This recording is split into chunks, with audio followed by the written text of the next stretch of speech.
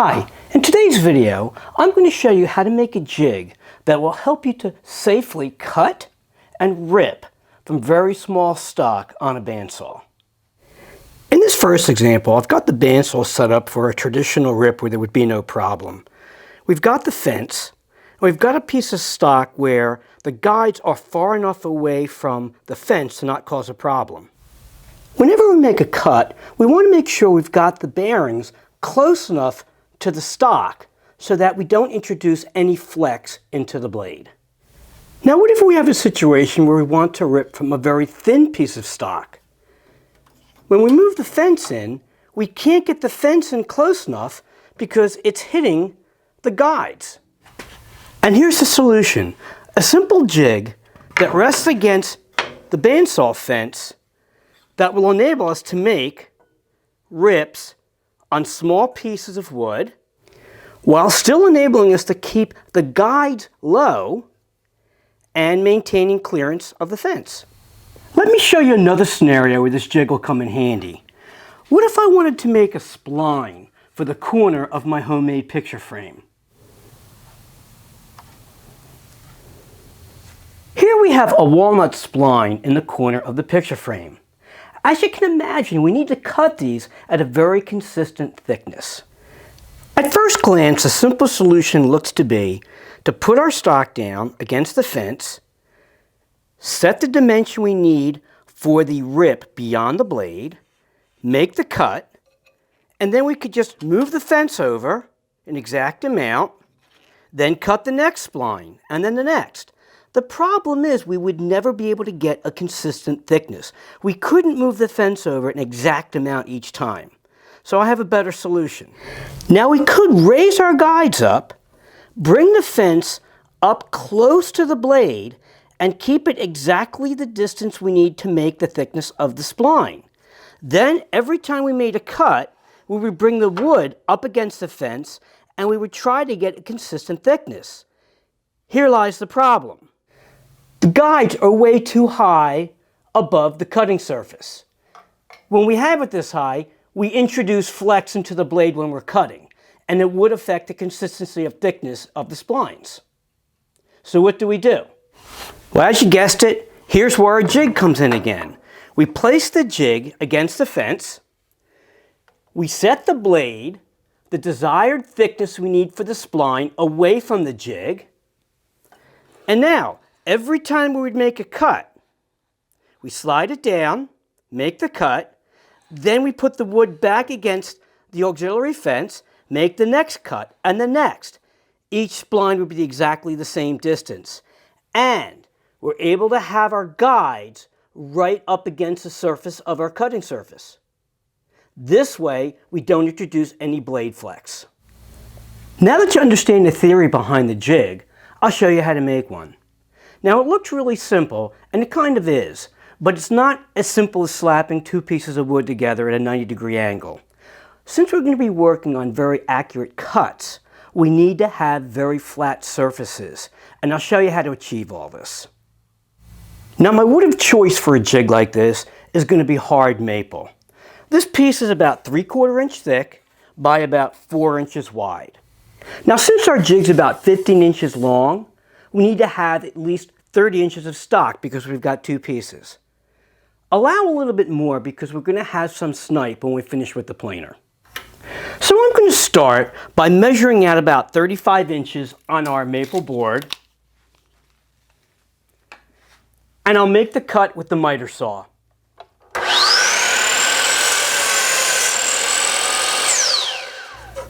Now the first thing we need to do is to get one face of our board perfectly flat, and we do this with our jointer.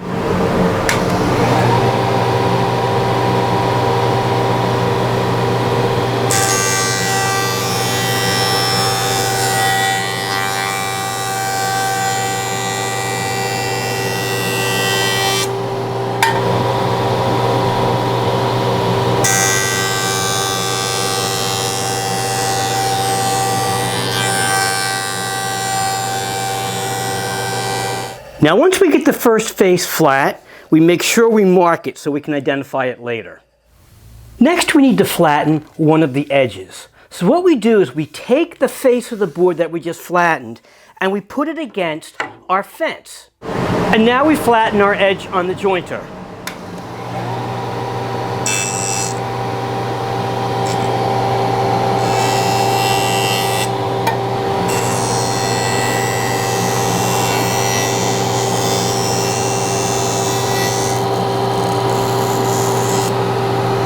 Now, just as before, make sure that you mark the surface that you just flattened.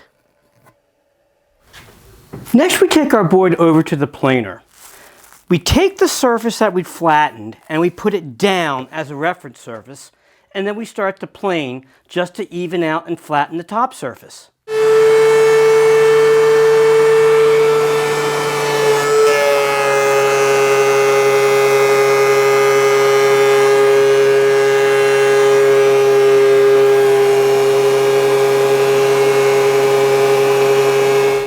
Now, before we clean up the remaining edge on the table saw, first I'm going to take the board to size. The first cut I'm going to make is just to clean up one of the edges. Next, I take that edge, flip it around, and I'm going to measure out my 15 inches.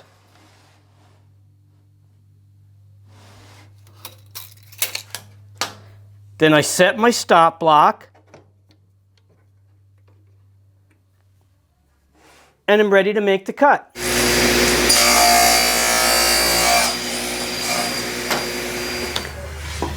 I take away our finished board. Now I take the second board, take the finished cut, put it against the stop block, and I cut it to size. And now I have two equal length boards. The next thing I have to do is rip them to the proper width. I want my board to be about 2.5 inches wide, and here I've set my fence up to make a 2.5 inch wide rip. Now we take the edge that we flattened with the jointer and we make sure we put that against our table saw fence. As you can see, I'm utilizing a magnetic feather board as well as a push block in order to facilitate a safer cut.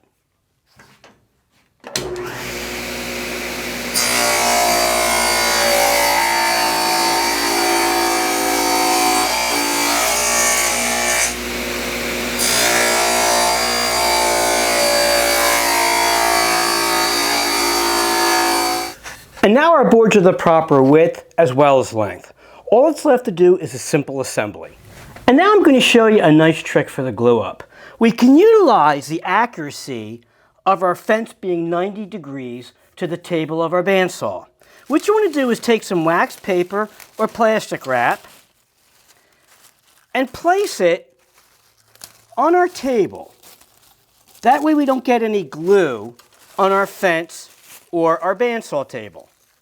Next, we take one of our boards and place it on the bandsaw table, flush up against our fence. Next, we take some glue and we apply it to the edge of our other board. Take a brush or your finger and make sure we spread it out evenly on the edge. Wipe off any excess from the edge. And we simply take it and lay it on top of our other board against the fence. Line up the edges, and we can put a couple clamps against the board that's lying against the fence in order to make sure it remains flat.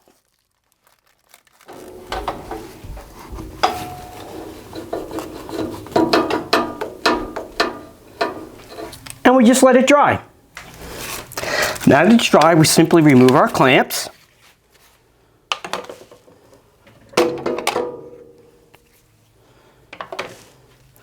Take off our finished jig.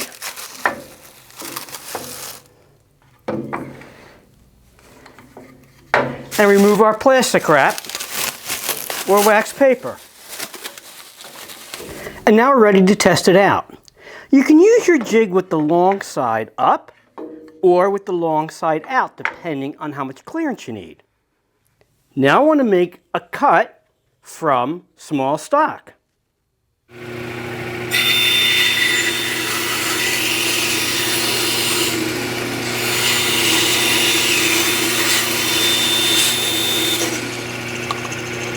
And as you can see, I was able to make a thin rip, and best of all, I was able to do it while keeping our guides close to the surface of our wood.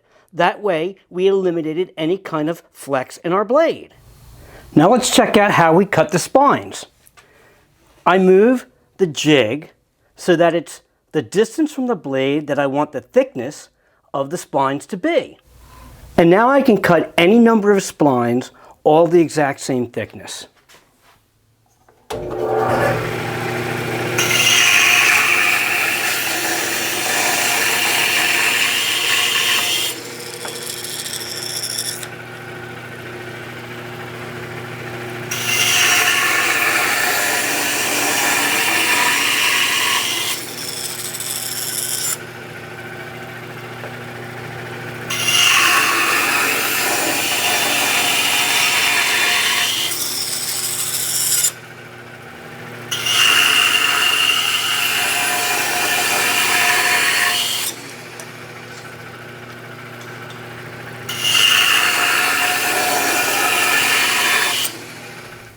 And as you can see, all of my splines are cut to a consistent thickness.